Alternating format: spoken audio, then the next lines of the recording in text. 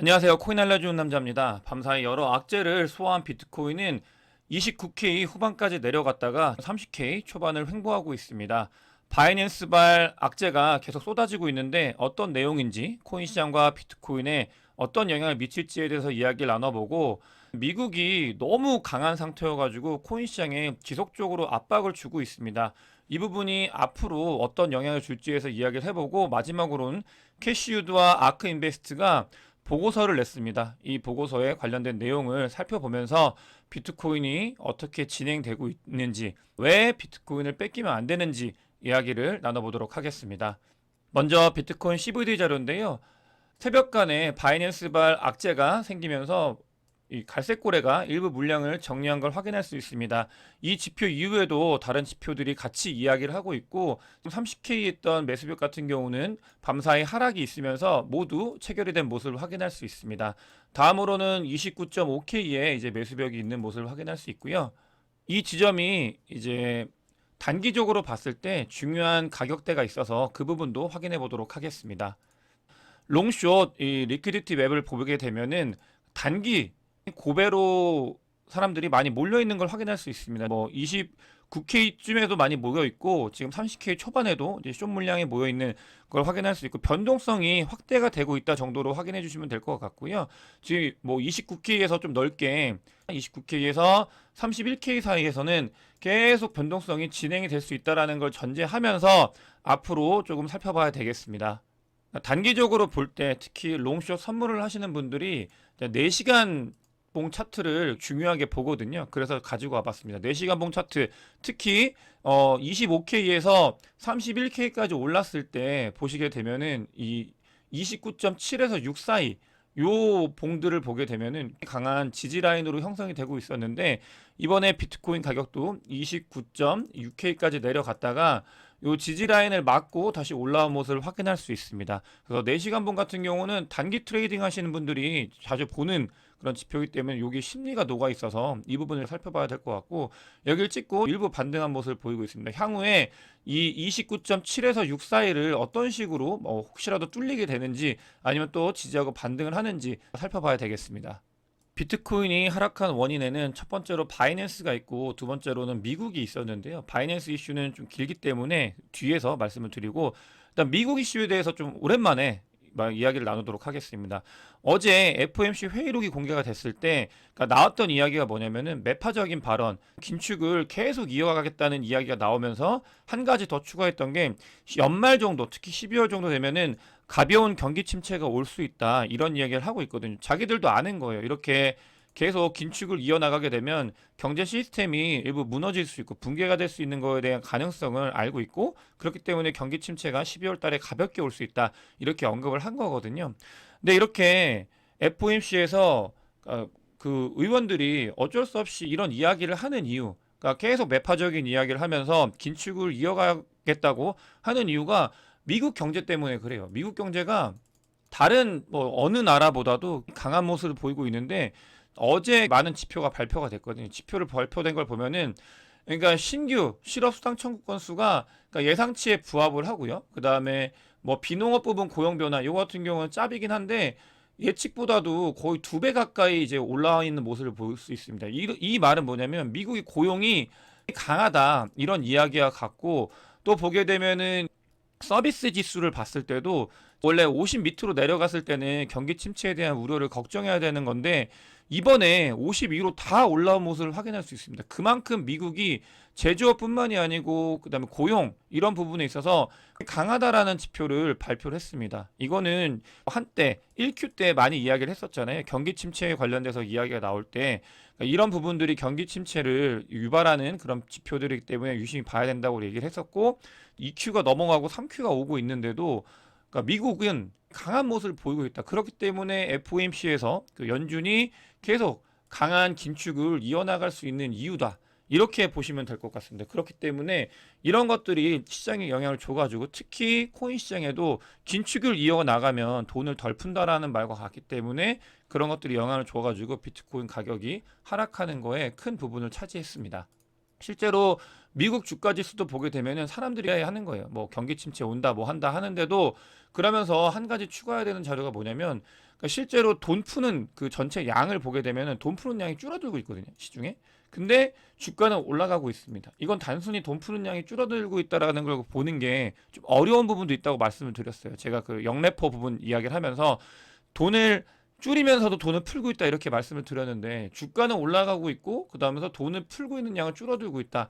이런 것들이 사람들이 의아해 가지고 아 경기 침체가 오려면은 고용 그다음에 아까 말씀드렸던 제조업 지수 이런 것들이 내려가야 되고 여러 가지가 이슈가 되는데 미국 고용이 계속 세고 미국이 너무 강하기 때문에 이런 것들이 예측이 다 맞아떨어지지 않고 주가도 올라가고 미국이 강하다고 있는 반증이죠. 그러면서 그러니까 연준에서는 계속 매파적인 발언을 이어가고 이런 것들이 코인 시장에 그러니까 부분적으로 지금 악재로 작용을 하고 있다. 이런 것들을 알고 계시면 되겠습니다.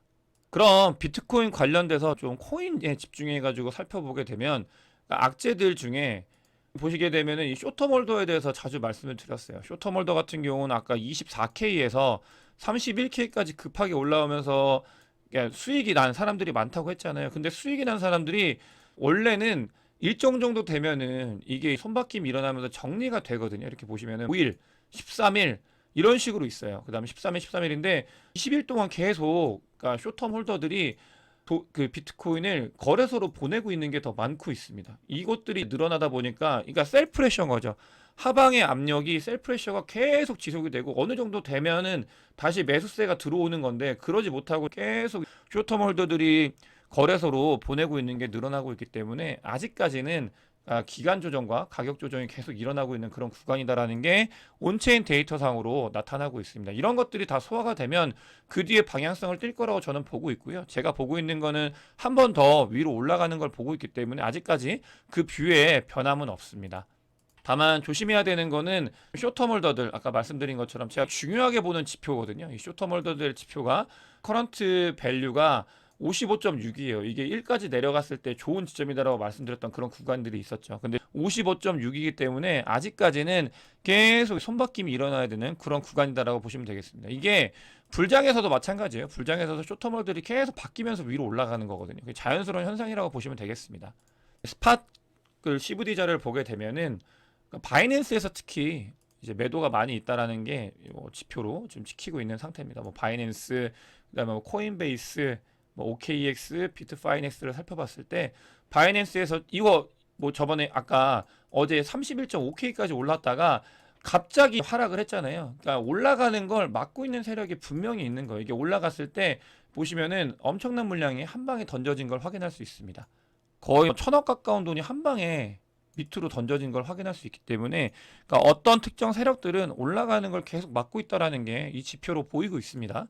단기적으로 올라갈 수도 있고 내려갈 수도 있는데 이걸 해석해야 되는 이유가 그러니까 올라가려고 하는데 막는 건지 내려가려고 하는데 끌어올리는 건지는 그 추세나 방향성에 대해서 이후에 결정을 하는데 중요하기 때문에 좀 지켜봐야 되고 그래서 제가 오늘은 이 부분에 대해서 좀 많이 말씀을 드리고 있고요. 뭐 이 자료 같은 경우도 하락을 이야기하고 있는 자료긴 한데 단기적인 겁니다, 여러분. 단기적으로 아까 말씀드렸던 손바뀜이 일어나고 그런 것들이 다 해결이 되면 저는 여기서 한 번 정도 더 위로 갈 거라고 생각을 하고 있고 그렇게 되는 걸 좀 봤으면 좋겠습니다. 어제 바이낸스 관련돼서 이슈가 또 나왔습니다. 바이낸스는 그러니까 멤버십 분들한테도 제가 게시글로 한번 안내를 드렸었는데 다 잘리고 있어요. 글로벌로 바이낸스의 위성 바이낸스 위성들 이런 것들이 다 잘려나가고 있거든요. 거기에 더불어서 한국도 바이낸스가 고팍스를 인수하려고 했는데 막아놓고 있잖아요. 그런 것들이 국제적인 공조가 일어나고 있어요. 바이낸스 관련돼서 지금 잘려가고 있고 다만 바이낸스는 지난번 불장의 1등 거래소였지만 늘 말씀드리잖아요. 거래소마다 불장이 올 때마다 1등 거래소가 바뀌었었다. 그렇기 때문에 악재는 맞습니다. 하지만 이런 것들도 코인 시장은 소화하고 나아갔다라는 거를 먼저 인지를 말씀을 드리고 그러면서 어떤 이슈가 있냐면 바이낸스가 미국 법무부랑 이제 싸우고 있는데 법정 다툼을 하고 있는데 2018년도부터 자금 세탁을 했다 관련된 거랑 그 다음에 우크라이나 러시아 전쟁에서 러시아를 이제 뭐 지원까지는 아니지만 그 자금이 들어가 있었다 이런 것들로 법무부랑 다투고 있는데 이 중요한 시점에 바이낸스의 법무 책임자들 있잖아요. 법정 그 다툼을 하는 그 법무 책임자들이 모두 사임을 한 이슈가 나왔습니다. 이게 작은 이슈가 아닌 거는 왜냐면, 그러니까 뭐 FTX 때도 그랬고 특히 그 루나 때 터졌을 때 가장 먼저 일어난 일이 뭐냐면 첫 번째로 거기에 있는 법무, 그러니까 법 관련되어 있는 사람들이 모두 전부 퇴사를 했었어요. 이런 일들이 일어났었습니다. 그렇기 때문에 이거를 가볍게 보면 안 되는 거는 맞아요. 근데 정펑자와 같은 경우는 이 이슈가 생겼을 때 뭐 이직을 하고 다시 사람들을 고용하는 거는 자연스러운 일이다라고 이야기를 하지만 어찌됐든 간에 이 사람들이 사직을 한 것도 사실입니다. 그렇기 때문에 지금 법적으로 뭔가 불편하고 또 어렵고 이런 일들이 그 사이에 있기 때문에 그 담당하는 사람들이 사퇴를 했다. 이렇게 보는 게 현명하고 맞다고 보고 있어요. 그렇기 때문에 이 바이낸스 이슈는 앞으로도 계속 시장을 옥죄할 가능성이 있고 특히 물량을 던지려고 하거나 던져서 이득을 보려고 하는 세력들이 이 바이낸스 이슈를 계속 활용해 갈 가능성이 있습니다. 그렇기 때문에 그럴 때마다 바이낸스 이슈가 계속 진행이 되고 있구나라고 하고 어쨌든 코인 시장이 있어야 되고 그렇기 위해서는 바이낸스 관련되어 있는 리스크를 분명히 매니지먼트를 해야 됩니다. 그러니까 바이낸스는 앞으로도 계속 나올 거고 코인 가격에도 영향을 줄 거고 바이낸스 거래소 플랫폼 자체에도 영향이 있을 수 있기 때문에 이 부분들은 저희가 계속 살펴봐야 되겠습니다.